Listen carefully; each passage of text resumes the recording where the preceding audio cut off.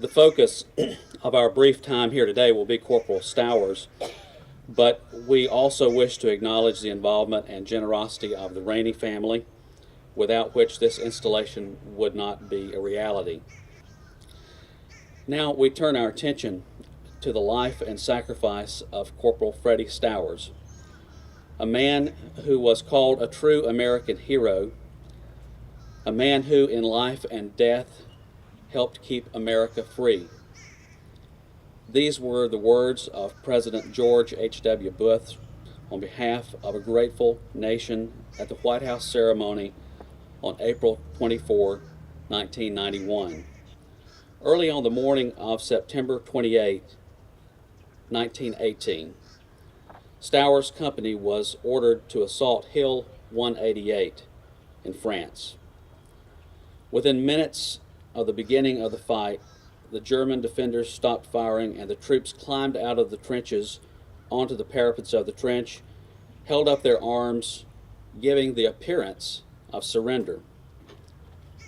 The relieved American forces held their fire and stepped out into the open.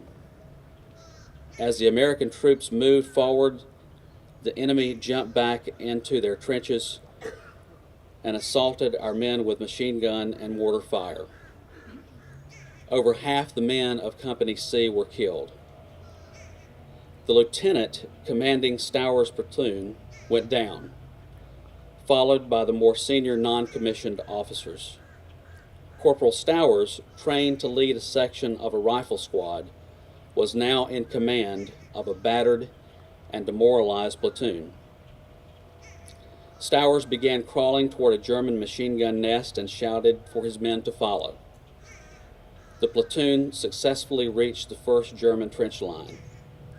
Stowers then reorganized his force and led a charge against the second German line of trenches.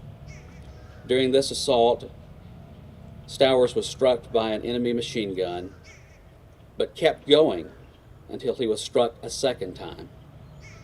He collapsed from loss of blood, but ordered his men not to be discouraged and to keep going and take out the German guns.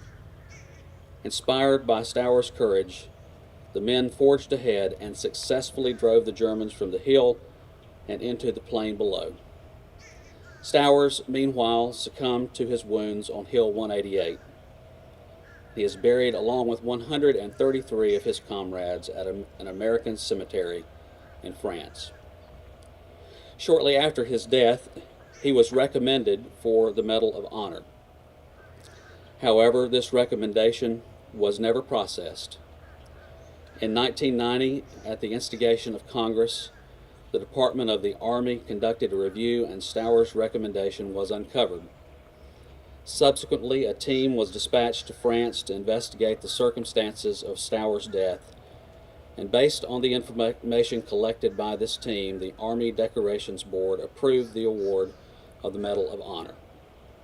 73 years after he was killed in action, Freddie Stowers' surviving sisters, Georgina and Mary, received the medal from President Bush.